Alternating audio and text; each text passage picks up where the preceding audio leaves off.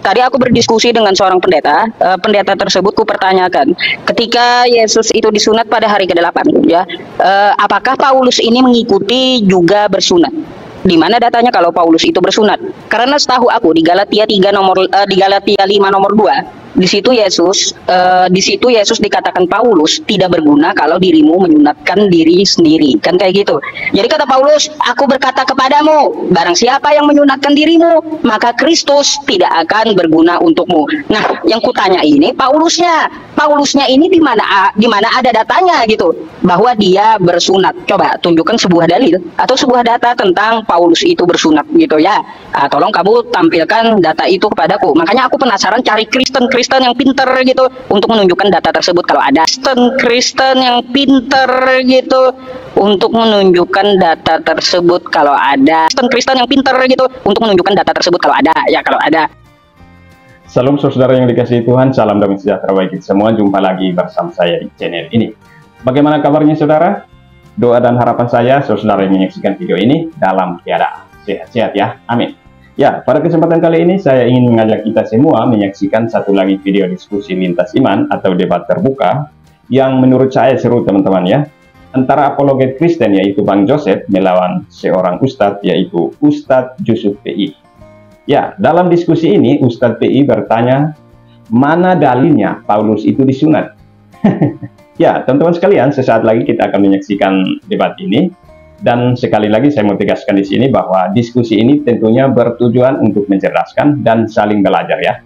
Dan juga diskusi ini tidak bermaksud untuk menjatuhkan ataupun mencederai setiap agama masing-masing. Kalau berani bertanya, harus siap juga untuk ditanya. Begitu teman-teman ya. Dan silakan siapkan waktu dan konsentrasi kalian. Jangan sampai terlewatkan, karena di balik diskusi ini ada banyak pengetahuan tentang iman Kristen dan yang membuktikan kebenaran sesuai dengan data. Selamat menyaksikan, Tuhan Yesus memberkati. Sep, gua mau tanya Sep sama lu. Nggak ada aba-aba langsung nanya. Ya apa? Iya, enggak perlu aku basa-basi dengan kamu. Iya, kenapa? Boleh nanya atau enggak? Iya, silakan. Mau nanya ya silakan. Berarti berani ditanya. Oh, silakan. Enggak apa-apa ya. Baik, kalau kamu bertanya ya, usahakan pertanyaan itu yang berguna. Ya berguna lah. Jadi gini sih, saya itu diundang start. Jadi begini, saya pakai timer. Oke, biar kita pakai timer 5 menit. Baik. Oke. Jadi begini, saya tadi aku berdiskusi dengan seorang pendeta, ya, dengan seorang pendeta bentar, tentang masalah Paulus. Dulu mau catat bentar. Oke, lanjut. Silakan. Lanjut diskusi dengan pendeta. Oke, tadi aku berdiskusi dengan seorang pendeta. Pendeta tersebut kupertanyakan, ketika Yesus itu disunat pada hari ke-8, ya, apakah Paulus ini mengikuti juga bersunat? Di mana datanya kalau Paulus itu bersunat? Karena setahu aku di Galatia 5 nomor 2, di situ Yesus dikatakan Paulus tidak berguna kalau dirimu menyunatkan diri sendiri, kan kayak gitu. Jadi kata Paulus, aku berkata kepadamu, barang siapa yang menyunatkan dirimu, maka Kristus tidak akan berguna untukmu. Nah, yang kutanya ini Paulusnya ini di mana ada datanya gitu bahwa dia bersunat. Coba tunjukkan sebuah dalil atau sebuah data tentang Paulus itu bersunat gitu ya. Tolong kamu tampilkan data itu kepadaku. Makanya aku penasaran, cari Kristen yang pinter gitu untuk menunjukkan data tersebut kalau ada. Ya, kalau ada. Kalaunya tidak ada, ya jawab nggak ada. Saya pun kalau ditanya tidak ada nubuatan ini atau ayat ini, maka saya jawab tidak ada secara jujur. Karena dalam Islam itu innama yaftaril kadzibal ladzina la yu'minuna bi ayatillah. Barang siapa yang berbuat kebohongan, maka dia tidak beriman kepada ayat Allah. Kan kayak gitu. Nah, maka dari itu salah satu yang kupertanyakan kepadamu. Karena aku tidak dapat jawaban dari pendeta tadi ya. Mungkin pertanyaan itu saja yang mau kutanyakan. Nah, aku akan menghabiskan waktuku 3 menit ya untuk menjelaskan kepada teman-teman di bawah gitu ya. Teman-teman semuanya, tadi saya bukan menampilkan ya. Saya tadi ya mengundang beberapa Kristen, tapi tidak ada yang masuk ya. Nah, di sini ada Joseph yang masuk. Jadi biar kita teratur ngomongnya ya. Mari 5 menit kita berdiskusi. Kita dengarkan Josephnya menjawab 5 menit dan bertanya 5 menit, dan saya akan juga menjawab 5 menit dan bertanya 5 menit. sebagaimana kita aturannya dengan pendeta tadi ya teman-teman semuanya. Ya kalaunya untuk masalah Josephnya ke Arab-Araban, silahkan Anda tanya sendiri gitu ya dengan Josephnya. Saya nggak mau mempermasalahkan pakaian masalahnya ya. Kalau pakaian itu terserah orangnya saja ya kayak gitu. Silahkan untuk ditanyakan kepada Josephnya sendiri. Jadi hanya itu saja saya pertanyaanku tentang masalah Paulus dulu. Karena tadi tema yang nasi dengan pendeta tadi adalah Paulus dan Nabi Muhammad SAW. Mungkin aku mau dengar juga ya tema dari kamu apa, terus kamu mau bahas apa ya. Nanti mungkin insya Allah aku catat karena aku juga sudah menyediakan buku dan pulpen atas premingan atau syubhat yang datang kepada umat Islam. Maka dari itu insya Allah ya teman-teman semuanya kita akan menjawab seluruh apa yang dipertanyakan terhadap agama Islamnya. Nah maka dari itu ya saya berharap kepada Anda bisa menyimak sampai selesai ya, karena saya pertama kali diskusi dengan Joseph. Jujur teman-teman sebenarnya ini kedua kali ya. Dulu pernah saya naik juga ke tempat Joseph, tapi ketika saya menampilkan sebuah data bahwa Paulus ada di neraka. Ya, pada saat itu saya tampilkan sama Joseph Paulus ada di neraka. Paulus adalah salah satu penghuni neraka dari 7 penghuni neraka. Siapa aja dia? Setelah Namrud, setelah Jalut, setelah Korun, ya setelah Fir'aun, lalu di situ dikatakan juga Paulus. Nah itu Joseph lihat sendiri datanya dulu ya. Saya tidak mengada-ada tentang masalah data itu, tapi ya saya akui itu Joseph ya, itu adalah data Syiah yang kubawa karena kamu saat itu tidak ada batasan. Ya, tidak ada batasan ulama yang mempermasalahkan Paulus mana? Kan kata kamu kayak gitu. Lain halnya kamu membatasi dari ulama aswaja saja, kan kayak gitu. Tapi itu tidak ada batasan dari Josephnya, maka bebas saya bawakan gitu ya. Saya harap malam ini kita diskusi dengan baik gitu ya, no hujat, no lapor. Ya mungkin itu saja yang aku sampaikan kepada Joseph. Kita tunggu pertanyaannya gitu ya, dan kita tunggu juga jawabannya. Oke teman-teman. Syukran, jazakumullah.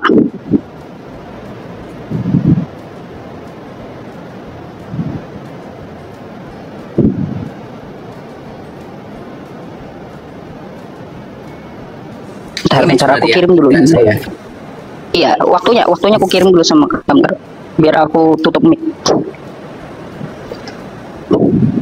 Oke. Bismillah, boleh Rohil Qudus al-ilahi wahid. May the Blessed Virgin Mary and the Archangel Saint Michael be rebuked on this person. But ya, kita akan lanjut ya. Saya catat beberapa poin. Yang pertama dulu, pendeta. Tadi kamu diskusi sama pendeta, disunat hari ke-8. Paulus disunat gak, dalilnya di mana? Oke. Saya kasih gambaran dulu ya. Saya orang Katolik. Alkitab disertai dengan tradisi suci. Itu harusnya kamu tahu kalau kamu mau kritisi dengan Katolik ya. Biar bisa lebih tercerahkan, biar kamu bisa mempertanggungjawabkan title kamu sebagai ustadz yang katanya undebatable ya, yang nggak bisa didebat, yang nggak ada yang mengalahkan. Supaya kamu tahu Katolik itu mempunyai 3 pilar. Tradisi suci, Alkitab suci, dan magisterium gereja. Nah, ini saya kasih gambaran. Jadi saya nggak soal skriptur, apalagi sama seperti kamu soal Quran. Kalau kamu nanya di mana dalil Paulus bersunat, baca Filipi 3 ayat 5. Kita baca perikop kebenaran yang sejati, surat Rasul Paulus kepada jemaat di Filipi bab 3. Akhirnya, saudara-saudaraku, bersukacitalah dalam Tuhan, menuliskan hal ini lagi kepadamu tidaklah berat bagiku. Ini kata Paulus. Kemudian baca, katanya bisa baca Alkitab. Bukan nggak pernah ada, kamu nggak pernah tahu. Di dalam Alkitab tertulis Rasul Paulus menyebutkan dirinya disunat ayat ke-5. Jika orang lain menyangka dapat mengandalkan hal lahiriah, aku, kata Paulus lebih lagi, disunat pada hari ke-8 dari bangsa Israel, dari suku Benyamin, orang Ibrani asli, tentang pendirian terhadap hukum Taurat, aku orang Farisi. Paulus disunat. Kata siapa nggak disunat? Joseph tentuin topiknya mau bahas apa? Nggak apa-apa, nggak usah lari. Bahas Muhammad. Muhammad sunat di mana dalilnya? Saya kasih tanya sama kamu, Muhammad dalilnya di mana? Kamu cari Al-Quran atau hadis, saya tunggu kamu. Karena di hadis sahih manapun tidak pernah ada Muhammad disunat. Kamu mau lari di mana? Di hadis Rasulullah disunat pada saat dia dilahirkan, sudah di dalam keadaan dikhitan. Ingat, itu hadis yang justru membuat nabimu itu terkena istilah medis hipospadia, cacat dalam lahir. Dan itu tidak pernah disahihkan oleh para ulama. Saya akan bawa data itu nanti kalau kamu bawa data. Saya kasih tahu aja, sudah saya wanti-wanti ya. Kemudian, ketika kamu bawa Galatia 5 ayat 2, ketika kamu disunat, Kristus tidak berguna menjadi dirimu. Kamu harus tahu, Rasul Paulus itu menuliskan surat itu supaya dipahami latar belakang kenapa dia menuliskan itu, supaya jangan ada yang membanggakan ketika disunat sudah pasti selamat kayak Islam. Sunat itu bukan jaminan keselamatan, maka sunat diubah, digenapi dengan baptisan. Siapa yang mengubah? Bukan Paulus. Paulus mulu loh. Para rasul dalam kisah para rasul 15 ayat 1 sampai dengan 7. Ketika ada orang-orang Farisi yang menjadi percaya, orang-orang Yahudi menjadi percaya, mereka mengatakan orang-orang bukan Yahudi yang menjadi pengikut Kristus, mereka juga harus menuruti hukum Musa, maka mereka harus disunat. Apa kata para rasul? Termasuk Petrus, termasuk Yakobus, termasuk Paulus, termasuk Barnabas, maka bersidanglah mereka. Inilah yang dimaksud dengan konsili Yerusalem yang tidak pernah ada di Islam. Makanya terpecah 73 golongan yang lu nggak mampu mau bahas itu. Ya, sehingga pada saat itu para rasul bersidang, sehingga berdirilah Petrus yang berkata, saudara-saudara, sejak semula Allah telah berbicara kepada kamu dengan perantaranku, supaya dengan mulutku Injil diberitakan, sehingga diputuskanlah bahwa sunat bukanlah menjadi hal yang paling utama dalam keselamatan, sehingga orang-orang bukan Yahudi tidak wajib disunat. Tidak wajib loh ya, bukan berarti tidak boleh, silahkan, tetapi jangan sampai menganggap sunat itu sebagai bagian dari jaminan keselamatan. Hanya melalui sakramen pembaptisan, sunat secara rohani yang ditekan oleh Rasul Paulus. Now, kamu tadi menyatakan bahwa iya sih dulu saya 2 kali diskusi sama Joseph, nggak membatasi ulama Syiah, nggak tahu malu Islam. Ustadz Yusuf PI, man tasyabbaha biqaumin fahuwa minhum. Nabi mau bersabda demikian, barang siapa menyerupai suatu kaum maka kamu termasuk bagian dari kaum tersebut. Syiah Islam bukan Ustadz, Syiah Islam bukan Islam. Ayo jujur, Syiah Islam bukan, kata kalian Syiah bukan Islam, tapi ustadz kalian dengan nggak tahu malu pakai datanya Syiah. Berarti ketika dia memakai data Syiah bertasyabuh, bantah itu. Saya balikan lagi ya, tadi kan udah terjawab tuh Filipi 3 ayat 5, semoga dicatat ya. Tadi katanya dicatat, saya akan ambil pulpen, saya akan catat framing Joseph. Mana dicatat juga enggak, ntar jadi red hearing pasti. Nggak dicatat tuh. Ya, saya sudah catat tadi. Saya tanya balik, di mana dalil Muhammad sunat, entah di Al-Quran atau di hadis, silahkan. Yang kedua, saya tanya, dalil yang benar-benar menyatakan Paulus itu di neraka, ditampilkan lagi sekarang, terserah, saya nggak mau permasalahkan itu dari Syiah, tapi saya mau supaya kita semua membaca di sini. Silahkan ya.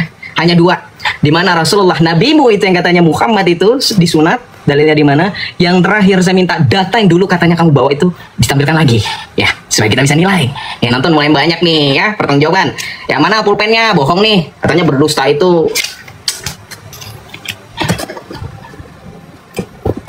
Oke, ditunggu ya teman-teman.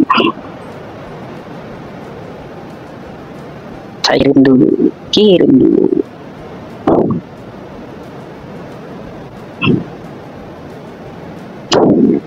Baik.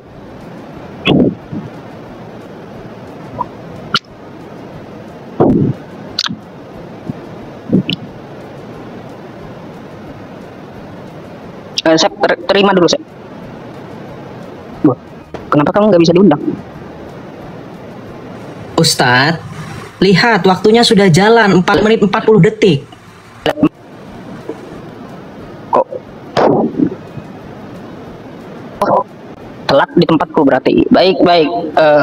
Baik, di sini ada agak nelak ya teman-teman. Makanya saya minta berapa kali, kenapa nggak dipencet gitu. Baik, nggak apa-apa. Kalau patah-patah, semoga saja suara yang saya tampilkan itu jelas ya. Jadi saya mau tanggapi dulu ya teman-teman tentang masalah man tasyabbaha biqaumin fahuwa minhum. Barang siapa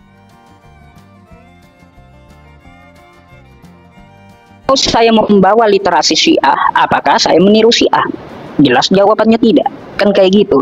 Kalau saya pede dengan aswaja gitu, Ahlus Sunnah wal Jamaah ya, tidak dengan Syiah ya.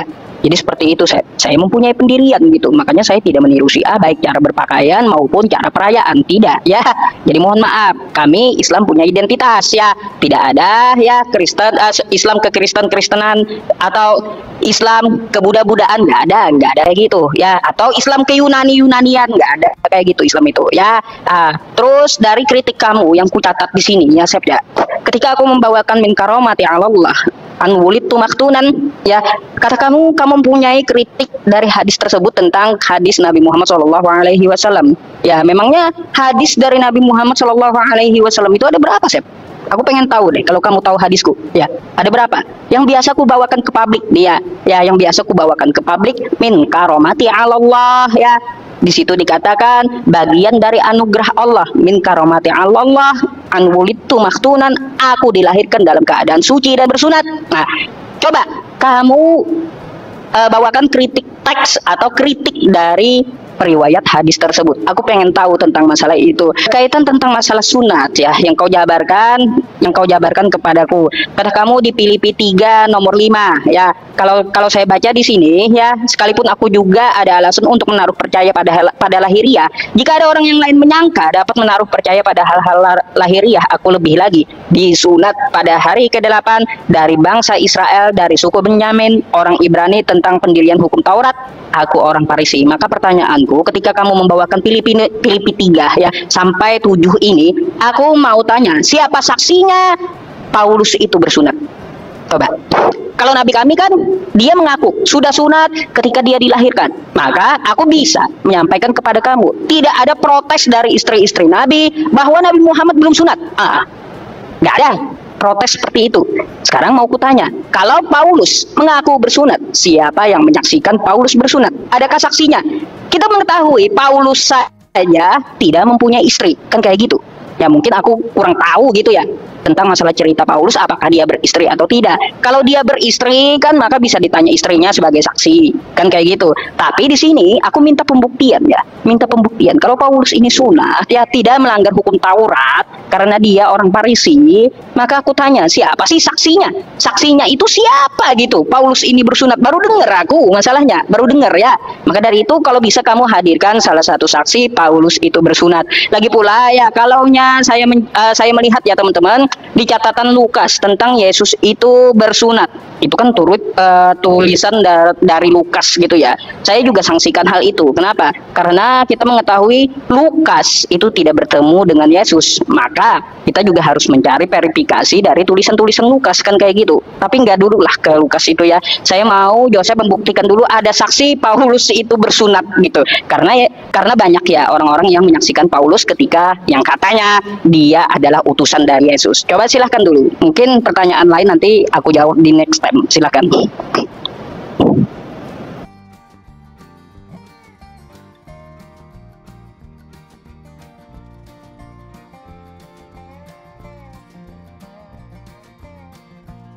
Kena report dia, gue bukan yang ini ya, untung gue SS, untuk keburu gue SS, kena report dia.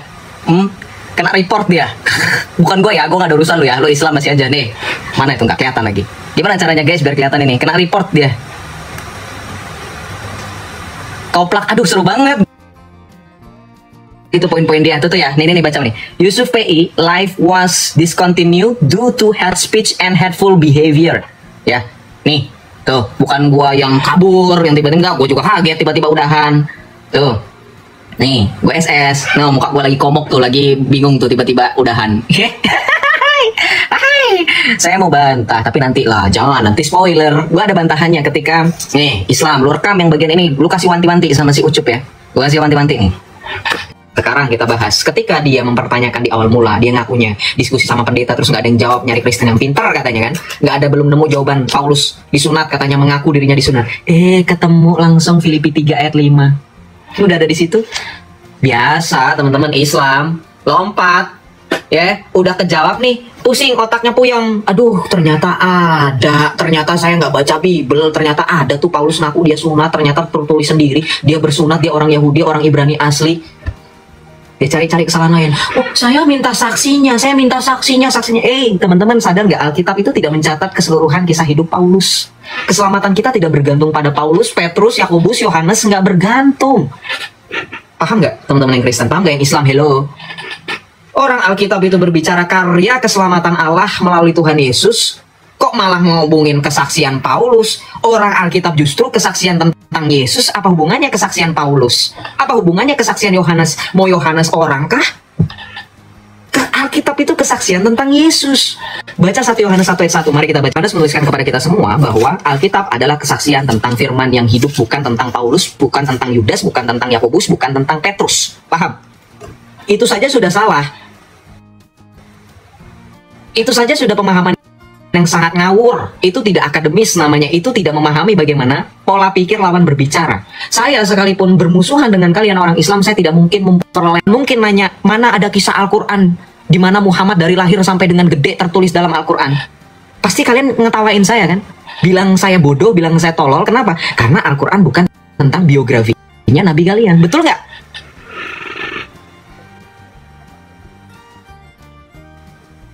Mati kalian. Kalau saya tanya seperti itu, kalian nggak bisa jawab.